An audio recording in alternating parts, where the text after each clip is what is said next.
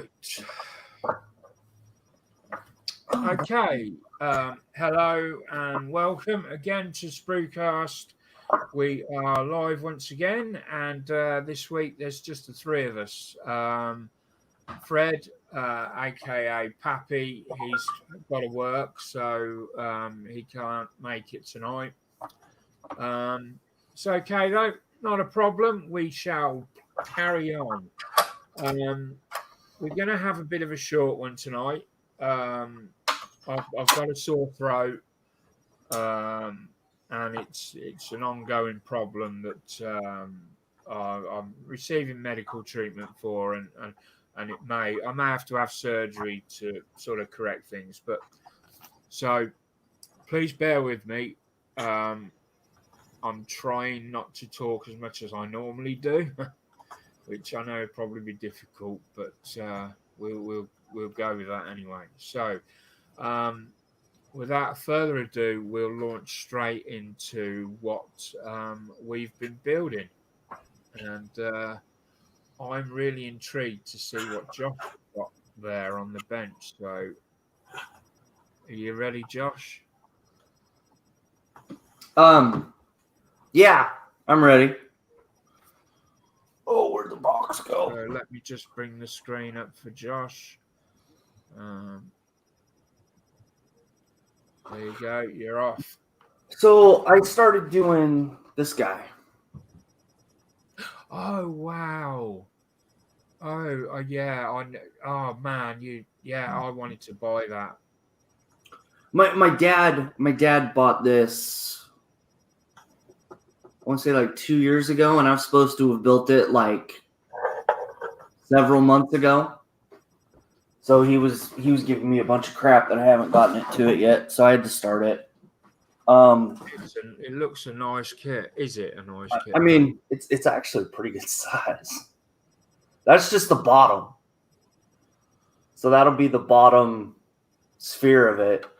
The landing gear and stuff go in these holes, I think. And then they have these little bomb turrets. I think that's the top one or the bottom one. I'm not. Like I said, it's a pretty cool kit. I don't know if I'll put all the decals and stuff on it, but this I don't know if you remember, Josh, but this was the kit that famously suddenly rose in price dramatically because of was it the decals or the instruction manuals that got swastikas in or something? Oh yeah. I mean, I don't really want to take them out, but I'll do it for a second. Have you got one of the kits that's got them in? No, that was the Revel boxing of it, Mark. Oh, was it? Right. Okay. Well, I've got they're in here. But it's Squadron, so I don't know. I haven't looked at them yet. Yeah, well, with the Revel kit, they took them off. They were selling them, and all of a sudden they took them off sale, and somebody let out that they weren't putting them back on sale. So all of a sudden, these kits started turning up on eBay for like hundreds of pounds. Yeah, so I mean, that's the decal sheet in it. Yeah. Like I said, I don't know if I'll do a lot of these. Yeah. But it depends on what my dad wants. It is technically his, so. But yeah, I mean, it is what it is. But yeah, I mean, there's a lot of panel lines and stuff in it, and then you have to line up some of the doors so the panel lines actually line up. So, I don't know. I just started it a couple days ago, so. And so far, I mean, that instruction manual looks nice. I mean, it is. This is my first time doing a Squadron model, so I don't know if this is standard or. That looks nice. You might want to keep that because next week we're going to be looking at the quality of instruction manuals. So, yeah, I have no idea. I don't normally build Squadron, mostly because they're kind of spendy. I want to say my dad paid $60 for this, I think. Sounds about right. No, and I could be wrong on that. I'm not really sure. That does sound about right. Yeah. So, but I mean, it is a good sized kit. So, are you going to put lighting in it because it would look amazing with lights in it? I'm not sure. I'd like to. I just haven't gotten far enough to figure it out yet. Yeah. Because there's on the top piece here, the top ring. Yeah. There's like 10 clear lenses that go in there. Yeah. So I might try to light it up on the background, but not really sure yet. You know what? Is that the base plate that we see in there? Is that the bottom of it? Yeah, that's the bottom. Just an idea. Drill holes on the outside edge of the bottom, evenly spaced. I don't know what, 10 centimeters apart, something like that, and feed a fiber optic cable. And then, so when it turns on, you've got all this light coming down, from underneath. So it looks like in Close Encounters, that sort of vibe. Yeah. That's what I'd be tempted to do, something like that. A kit like that deserves something special. No, I mean, I bought all these. I bought all these LED. They're Christmas lights, is technically what they are, but yeah, perfect. I'm gonna try to use these in here. Yeah, but we'll see. We'll see how it goes. I don't know if I want to like try to splice in some different color lights into it. I haven't quite gotten that far into it yet. Yeah, I'll be interested to see what you come up with on that. That's I envy you that kit. That's one of the kits that I never bought. There you go. Is that it? Are you? No, that's pretty much all I've gotten. I haven't had much time to do anything else. You bought anything this week? Any other news you want to share with us? No, just we're getting close to Thanksgiving, so yeah, Black Friday's around the corner. Oh yeah, Black Friday's a massive thing over in America, isn't it? Black Friday. Oh, dude, like they already started Black Friday sales. That's how bad it's gotten now. Yeah. I love watching. I know it's horrible, but I love watching the people out. It's crazy. Every year, it's crazy, and we get to watch the YouTube videos, and they're piling against the door. And he opens the door. The security gets knocked off his feet, and they trample all over him. And then they're fighting over a TV, and all of a sudden, a Glock is pulled out of somewhere, and it's like insane. Dude, it's my TV. I have been out a couple times, and I'm not gonna lie. The first couple times someone like grabs something out of my hands, that person ends up going through a display every time. It's the most disrespectful thing you can do to someone, in my opinion. So I don't put up with that. It just wouldn't happen in the UK. I don't know. I mean, you can't really say that because you don't understand the economics part of it. Because when you go from, you can get something that's like $200-300 and get it for like $50. People want that deal and they want that product because that's what their kids want for Christmas. So you have that greed motivator. Yeah, I do get that, but what do you reckon, Gordon? Do you think that that's something that would happen in this country, or do you think? Yeah, it does. It does happen in this country, but it's just not publicised as much. But the last time I can remember something like that was when the Cabbage Patch dolls came out. Oh yeah, I remember the Cabbage Patch dolls. Yes. And Toys R Us had got a limited number of certain dolls and stuff, and they were fighting in the aisles over them. But I think that was the last one that I heard something like that over. But no, Angela's just reminded me the year we needed to get hold of a Tinky Winky. Yeah, that's it. Teletubbies was the other one. What happened again? That was hell on air. We had to get. She wanted a specific Tinky Winky. She wanted Tinky Winky, didn't she? And did we have any trouble with people though? We had trouble getting it yeah, we had trouble getting it, but we didn't have to fight with anyone. Although I did say when I picked it up, you know, if anyone tries to take this out of my hands, I will. Yeah, I will be rather cross. Tinky Winky, and I think another one, if I remember rightly, was Toy Story and Buzz Lightyear. Yeah, those were Flip the screen back across them, Mark. Yeah. So I'm just wondering, is there so we got I'm wondering whether, you know, sometimes these companies do this deliberately. They deliberately make sure there's not enough going out. I don't know about that. I mean, they can only produce so much throughout the year. Yeah. What is it they say? No publicity is good publicity, or something like that. No, any publicity is good publicity, something like that.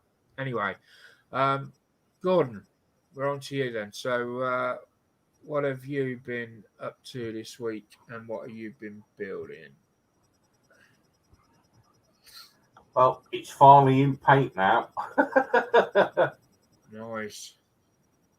Yeah, it's that big you can't get it all in shot. But we should ask the question. Point the front face. Bonus points to anyone that can see anything there. Well, I'm not going to. If I say anything, I'll give it away. Ooh. I see it. Can I guess? Well, I don't know if you heard us talking about it or not. Yeah. You did? Well, yeah. Well, no, you can't guess then if you heard us talking about it. You know what it is. There we go. Ivan Ivanovich. Alien. No. Yeah. Come on. Yeah, it sure does. Although, Angela's come up with a good one there. Lord Voldemort. When he comes out and he flies into him. Yeah. But, there is a bit of a Lord. Yeah, it's finally got some paint on. I had fun trying to do this because of how big it is. That is massive, isn't it? Look at the size of it. So the wings, what supports all that? Because how have they got big tabs on them, or there's two huge tabs that come from one wing, they join in the middle, and it clips onto the other one. Right. You'll see when I do this kit review, this other one's pretty much the same. Yeah. Yeah, we're going to be reviewing another one of these types of kits tonight. So I'll put that down without snapping the wings. So just some more on that. Yeah. And, we've got a great build going on that at the moment, if anyone's interested. I've been adding all the detail behind the seats.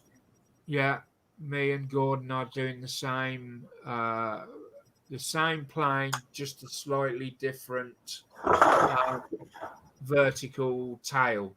Well, basically, mine's got the square fin tip because I'm doing the T5, and the one you're doing is rounded. Core, which has got the rounded fin. They are basically. I'm doing that one. You're doing that one. But yeah, that's what I've been tinkering with, and I picked that up today. Well, not today. Friday. That was a bargain. I like that, but that looks very much like my AWACS. Yeah, well, this is the Russian version of it. It looks a little bit smaller, is it, or is it just me?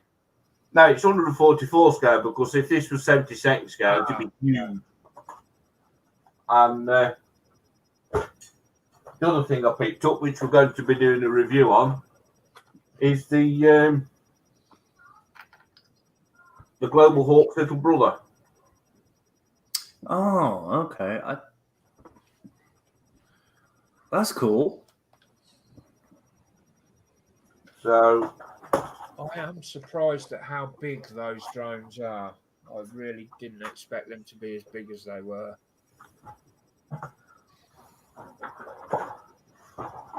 Yeah, well, there's the one that I've been working on. RQ4B. That's 148. Yeah. That's the next one. So, and that's what we're going to do a review on later. Hey, Gordon, do you see the last comment?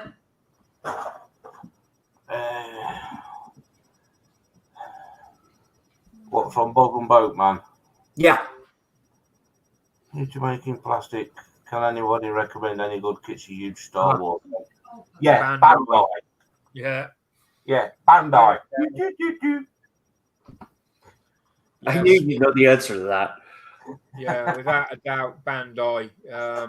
Hands down, they are the best kits you can get for. So basically, you've got two different versions. You've got the ones that Revell do, which are the old Master series. Hang on.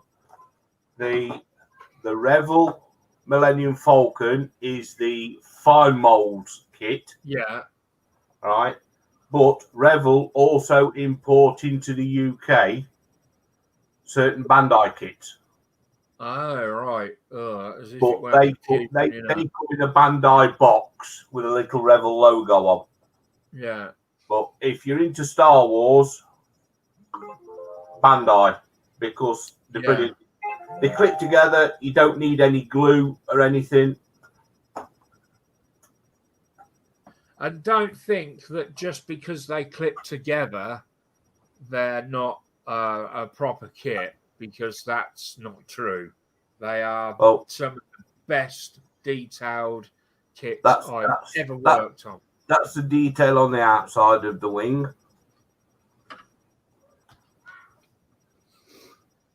Yeah. There's a detail on the inside. And the best part of it is this is 72nd scale, right? You get a complete detailed cockpit in it for 72nd scale. But what I can do, can't do it now, right? But what I will do is one of the shows in a few weeks' time or whatever, I'll dig a Bandai kit out and we'll do a Bandai kit review. Excellent, yeah, brilliant. I've done R2D2. I haven't done BB-8, but C3PO. I've done all those, and they are fantastic. They go together quicker than the Master Series ones, the fine molds ones. So you basically got two flavors. Your fine molds are the ones that glue together. You've got to glue them a little bit more involved.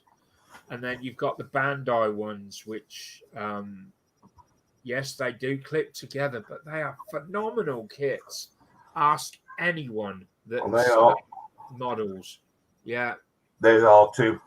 Yeah, that's beautiful. I think the bigger difference between Bandai and the other ones is and I haven't built one, but I've seen all the detail that comes with them. Yeah. It's absolutely crazy. Some of the ships and stuff that they can do. Yeah. But as Gordon's just shown there, the Bandai one has the third. I'm opening myself here for loads of.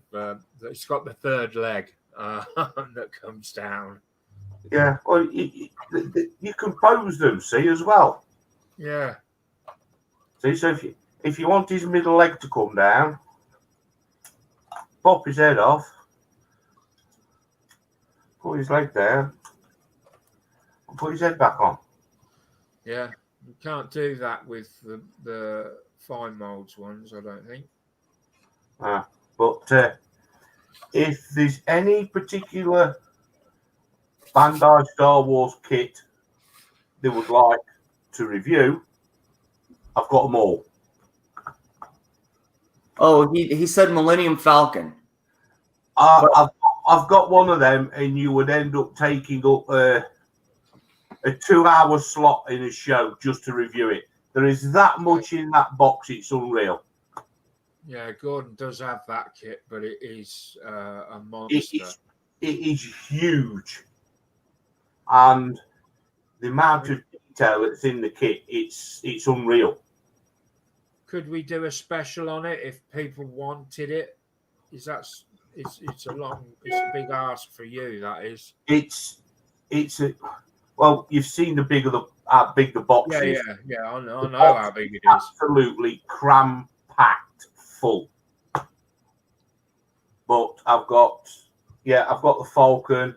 I've got X-Wings, the new version of the X-Wing, the old version of the X-Wing. I've got TIE Fighters. I've got Slave One. I've even got some of the figures. Well, I've got just to bring me back in briefly there. I've got the X-Wing. This is Bandai with the. Let me just turn it on. The movable. Yeah, that's the 48 scale motion one, isn't it? It's got all the lighting at the back there and the sound effects, and that you got the lasers that they light up at the sides. So. Yeah, Boss of Builders just would love a Star Wars special. I'll tell you what we'll do then. The Falcon's going to be a bit much to do in the time slot, but what I will do is I'll sort one or two other kits out. An X-Wing, a TIE Fighter, and Slave One. Yeah. Boba Fett, and what we'll do, we'll get them out. Yeah, we could do that. I'll bring on my. I've got a Lego X-Wing to show. So yeah, we'll do a Star Wars special. Yeah. We'll sort that out.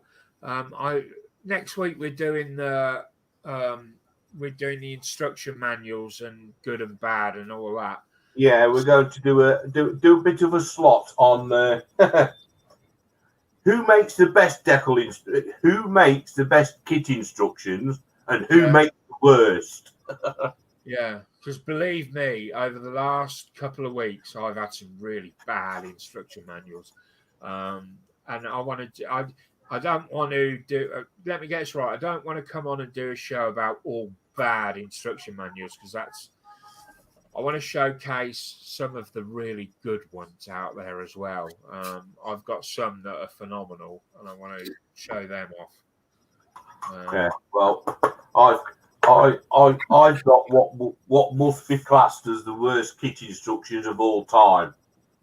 And I'll tell you what, when you see it, you'll see why. So that's next week. So probably the week after, that'll give us 2 weeks. We'll do the Star Wars special. No, 3. No, 2 3 weeks. weeks. Sorry, yeah.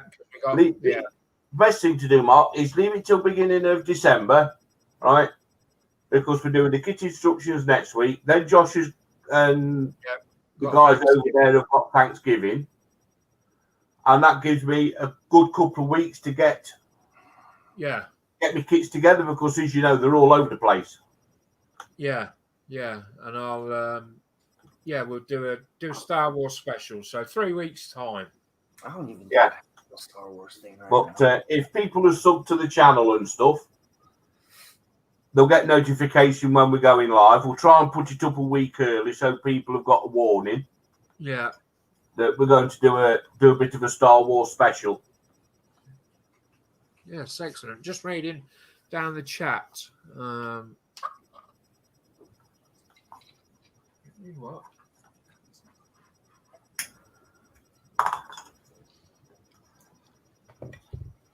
What are you doing?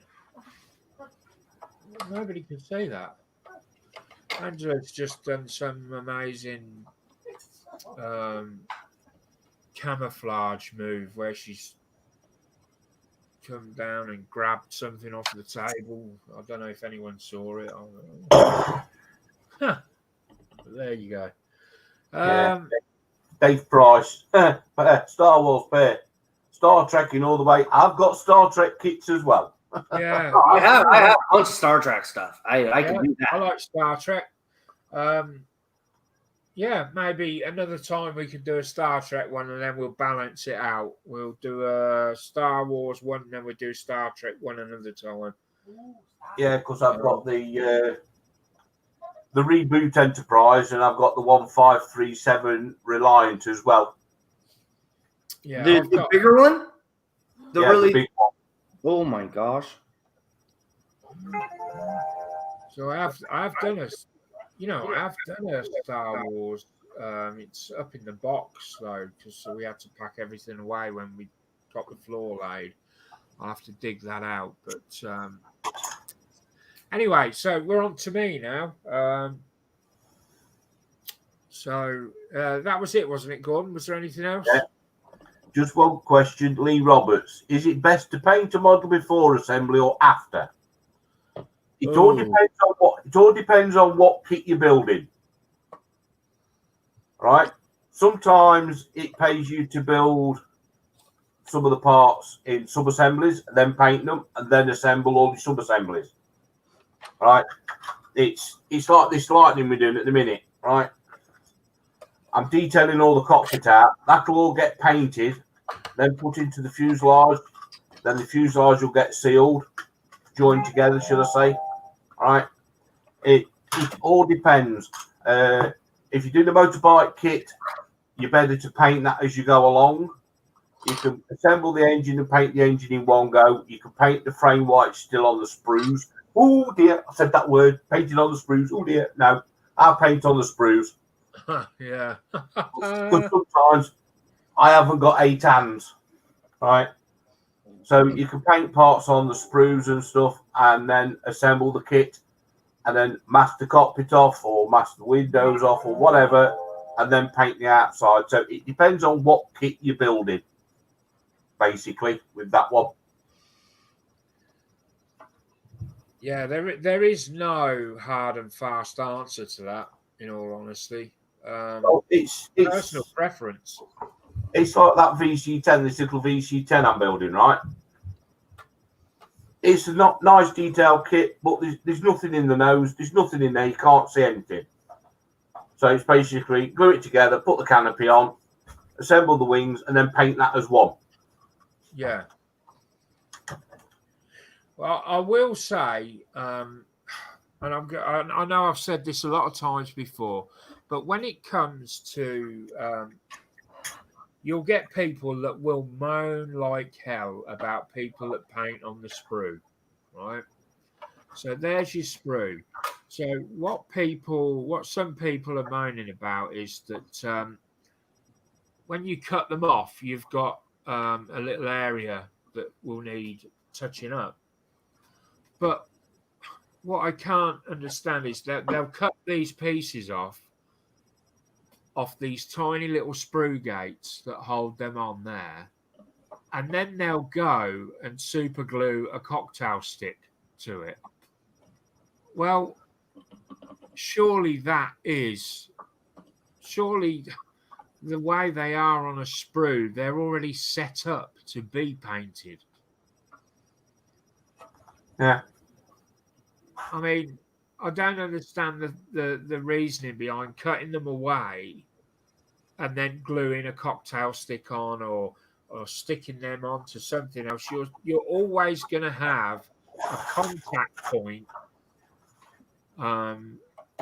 where you're always going to have a contact point that needs touching up. Yeah. And it just seems to make sense to me to use the one that's there already for you. Yeah. But that's just my opinion, and I know it's not a popular one, depending on who you ask. And I'm quite new to modelling, so please, I'm not an expert at all. There's many people much better than I am. So I'm just giving my opinion. Okay, so are we okay? Can we move on to me or? Yeah, up to you now, Mark. Okay. So bear with me a bit. I'm just struggling to talk a bit now because my everything's starting to block up. Right. So this week I've been working on the light build. We've got here on Sprue Surgery waiting room. We're all building a lightning. Me and Gordon are building the same lightning, as he's already showed you. Just to confirm, we've got the same one there, except mine's the rounded tail. That's actually the kit colour I'm doing this kit in. T Mark 4. I did review this kit, and it's on my Sprue Surgery channel, Sprue Surgeon channel. There's a review for this kit. I haven't got very far. Now I'm going to try and show you. Now this time, I have got a black board ready. So this is where I'm at the moment. It's a work in progress. It's by no means ready. Let me just try. I might use a pair of tweezers actually, just so that my fat fingers are not in the way. Right.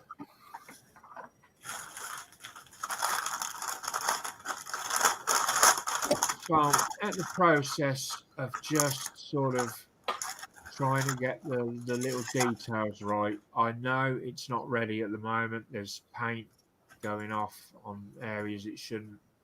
I'm slowly working towards getting there. I'm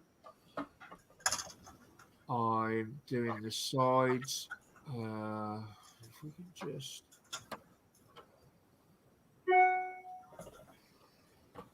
There we go. Trying to get the sides in.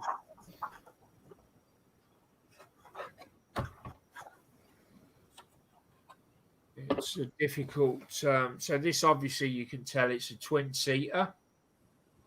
It's a trainer. That's about all I've done, in all honesty, because as I said, I've had medical issues and I've not been able to get much else done. So that's it for me. Actually, that is it. So let me just bring the camera back to everyone else. And I believe, where are we? Let me just check. Yeah, Gordon's ready. Sorry, I just wondered what was. So Gordon's going to do a review now on a kit that he bought, and I'm going to let him take it away. Bear with me a minute. There you go, Gordon. It's all yours. All right. All we've got is the kit that I bought the other day. It's made by Kinetic, 48 scale, MQ9 Reaper. This is the armed version, where the big one that I've been doing is basically one that flies high and spies. This one actually attacks targets. So usual kitty up, kinetic setup, all your caution markings across the bottom, recommended tools, sprue layout of all your parts. So if a bit's fallen off in the bag, you can find out where it's come from, and they're all numbered. Paint call outs in Vallejo, Mr. Colour, Tamiya, and Umbro. And basically start with the lower fuselage, putting the undercarriage bays in. Then you've got the wing assembly. And this is what I was talking to you, Mark, about the big sprue tab, the big tabs. It joins the wings together, glue them together. Yeah, I see.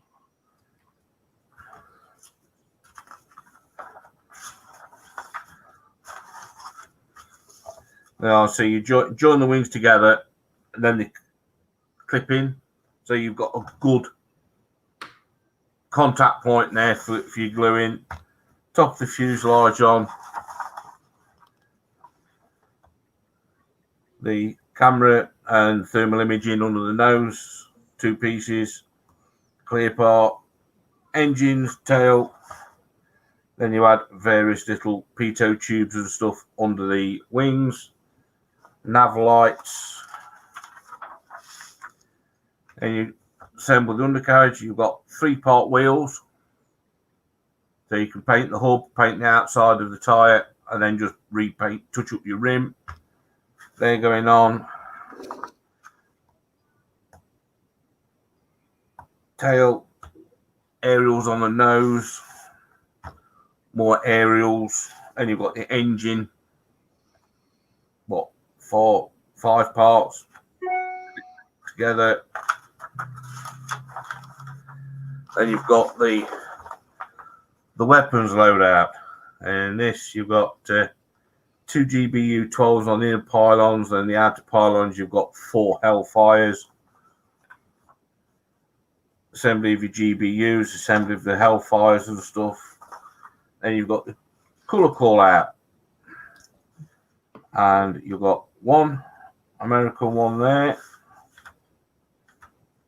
You have GBU and your Hellfires, colour call out, decal placement and stuff on them as well.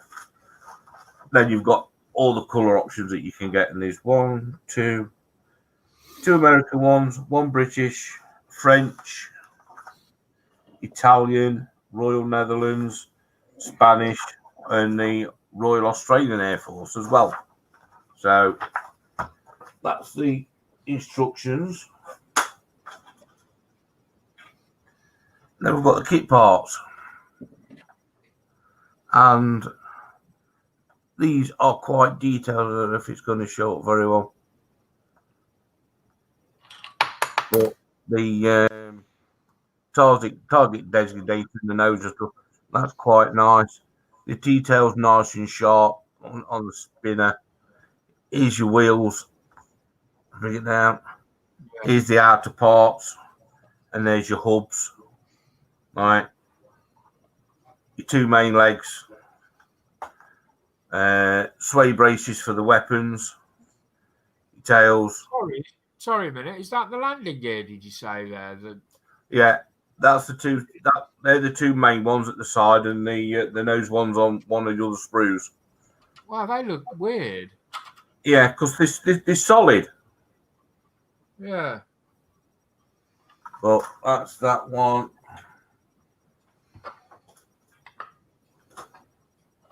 And there's your nose wheel leg. Look. Yeah, that looks a bit different and all than traditional. Yeah, because it actually points forward. So if that's your fuselage, you what, Mark? Because is that front landing gear leg, is that extended, or because sometimes on the jets you have either it's squat, like really short down, or extended really high, if that makes sense. Do you know what I mean? Don't you? They are, look. Oh, it's weird, isn't it? Oh, yeah. It's strange. Yeah, because if you look at that one, you can see actually how they point out as well. Oh wow! That's a bit. I don't know what to say to that. That's very weird. Yeah, you got the pylons. The pylons are nicely detailed. The panel line detailing is quite fine, but it's just enough to take a wash. Then you've got 2 GBUs and the fins for the back. You've got the pylons for the Hellfires. They're gone there, 2 on each pylon. Engine cowling and stuff. Then you've got the fuselage. See, this is more manageable. Look, it fits in my hand. Yeah, that's. But this is 1/44th, isn't it? No, this is 1/48 scale, right? Oh, right. So it is the little brother then. It's little brother. This is the same scale as that one. So is it a later version? Is that why it's smaller? Because they've it's a completely different aircraft. Oh, right. But there's your nose bay, your side bays, your mains, recess for the flare turret and stuff in the nose. But this has got the hump as well. Look. But it's a radar dish that sits under there. It does that, spins round. Then you've got some little dinky wings. Look. I still think that the one you're doing now would look excellent with an alien head painted on the front. I've actually sat.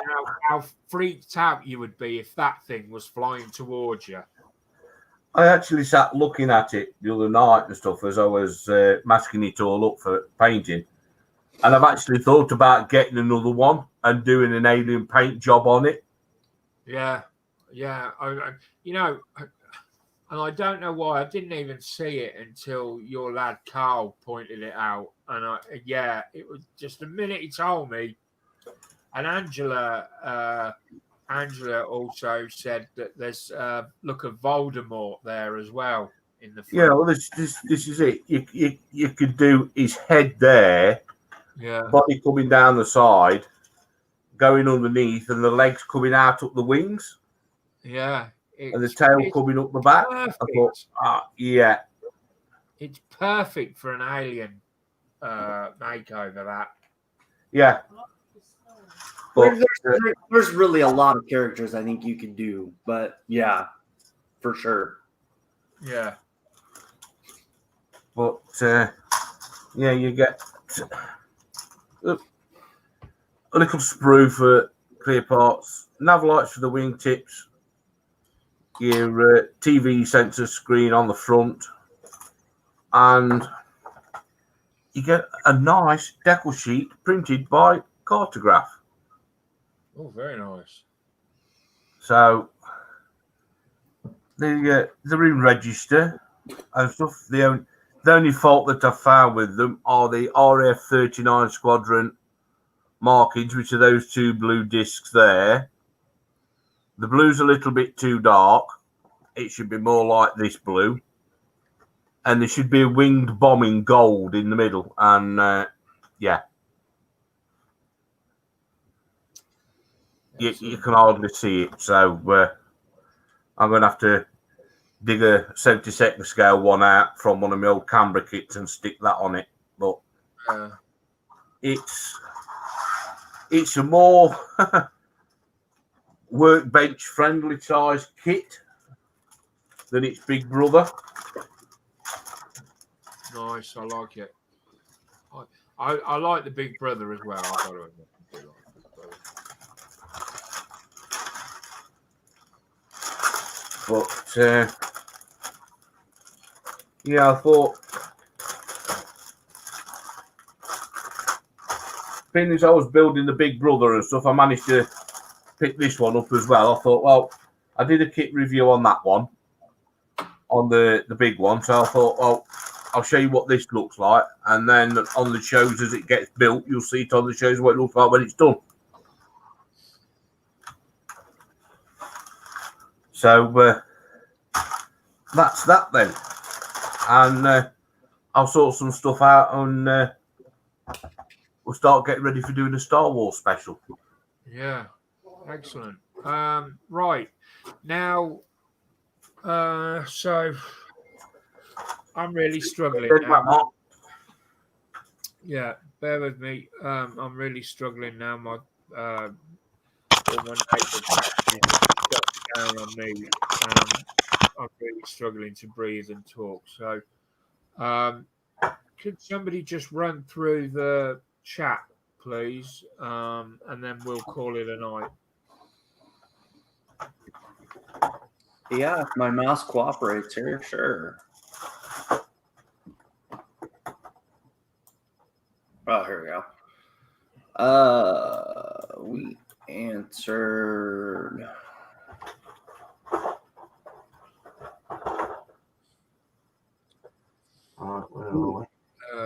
Where were we? If we go back up to the beginning.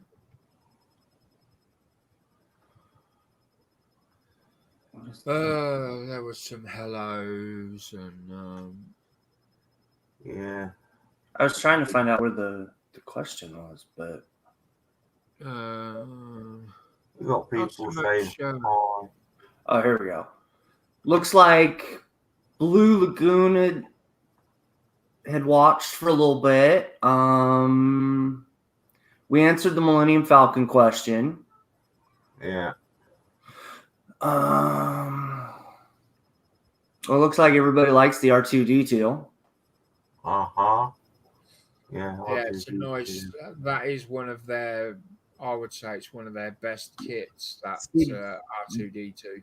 Bob says would like to see the Falcon thingy. I don't know. Well, I'll tell you what I have got in the loft.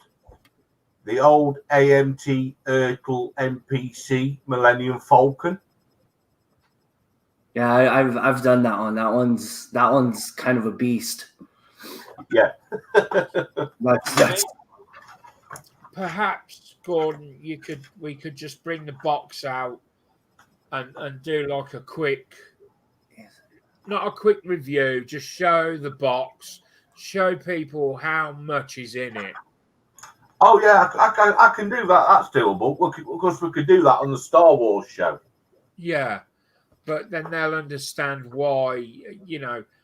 To do a review on that big kit. Oh man, I mean, it used to take me about an hour to do a review on a traditional size, 148 kit to do a proper review. And there's so many parts to that Millennium, so many parts. Yeah, it's crazy. But so I'm gonna read this comment and then we'll talk about it. Is it best to paint a model before assembly or after? Yeah, well, Gordon answered that earlier. It's really a matter of personal preference.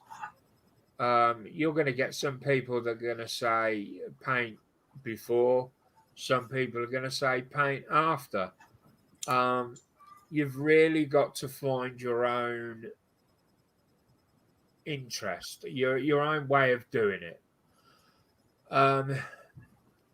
Don't go and copy somebody else's way because, or you can. I'll tell you what, you can do that to begin with.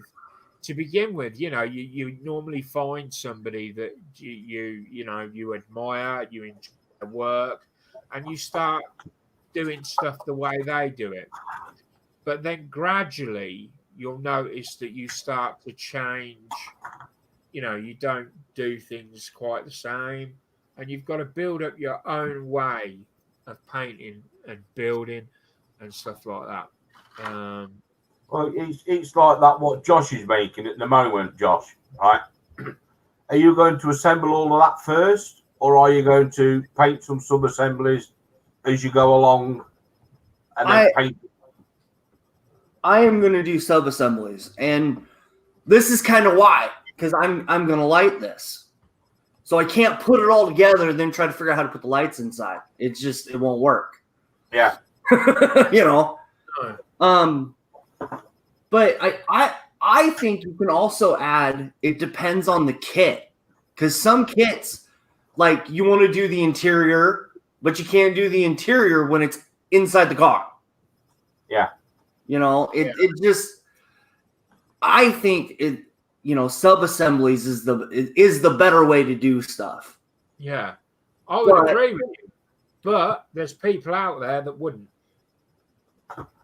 And that's fine, you know, like an engine on a car. I usually just spray all that one color and I'm done. But there's some people that paint every individual piece, then put it together. So it just depends on your preference. And there's some people that won't even paint interior pieces at all because they say they can't be seen, and they will only paint items that can be seen. That's another way of going. I mean, and like we were saying, it just whatever you want to do. I mean, you bought it. Do whatever you want. Well, it's like that, right? That's 1/12/404, right? I built the engine, put all the carburetors on, then I painted it, right? And then I painted all the little sub-assemblies, the battery and stuff. Yeah. Right? I like that. That's quite smart, actually, Gordon. Is that the first time I've seen it? Yeah. Then I painted all the electrics on behind the side panel, right? And the chain, right? And while I was painting them, I painted the frame, right? And then once I've got all my little sub-assemblies together, then I put the engine in the frame, put the wheel in and stuff, and then I added detail in it that's not in the kit. I don't know if it's going to show up. Yeah. But the top of the carburetors here, no, it's not going to. There you are. Yeah. I actually put the throttle cables and built the quadrant up as well. Let me just bring that back up again a minute, Gordon. Let me just bring you back into the full screen.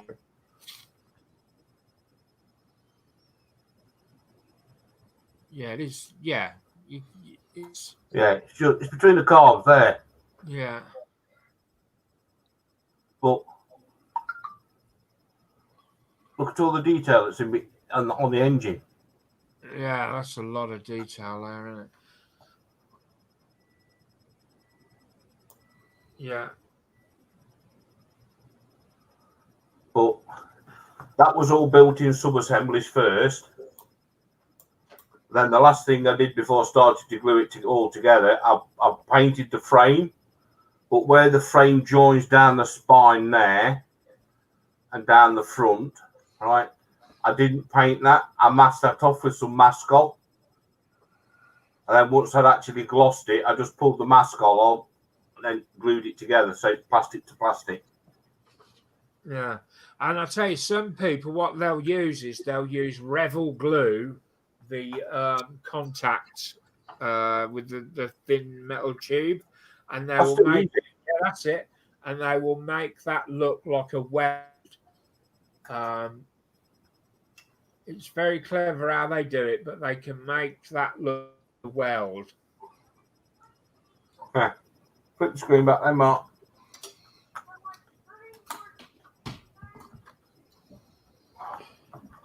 But, yeah, it's basically down to the individual and what kit you're building at the time on how you can build it. Yeah, and what works well for one kit might not work well for the next. Yeah, well, this is it. So, you know, it's a very fluid thing, building kits. It's there's no hard and fast rule on what, you know, you can follow. You can build a car, and I would say with a car, the whole thing with the car is it's the finish on the bodywork. That's your main goal, to make sure that the finish on the bodywork is great. Yeah, well, this is it. This is it. If you're building a car kit, right, you can't glue it all together, then paint the interior. No. Right? So it's like Josh said, you paint your engine, paint your interior, put that aside to dry, and while that's drying, then you're working on your body. Then once the body's dry, then you can put your windscreen and stuff in, and then bring the other parts together. Look, that works for cars and stuff, but it doesn't work for some aircraft. Yeah. So I'm just looking down the chat now. I really didn't see any other questions after that. It's mostly just people talking, you know. Yeah. Dave Price is in, Archie Patterson, Lee Roberts, Cameron's just dropped in. Cameron, that's a name. Where did I saw that name earlier on today? He's in the group, isn't he? Scale Model Vamp, he's in as well. Oh, was Scale Model in tonight? Scale Model Vamp in tonight? Yeah, third one from the bottom. All right, cool. How you doing? I haven't seen you about for a while. You should drop in, Vampy. You know, you're still on the. I'm sure you're still on the link. You know, you should jump in, Vampy. You know, we used to have a good laugh. Anyway, there we go. I'm for me. I'm gonna have to call it a night there. I'm struggling.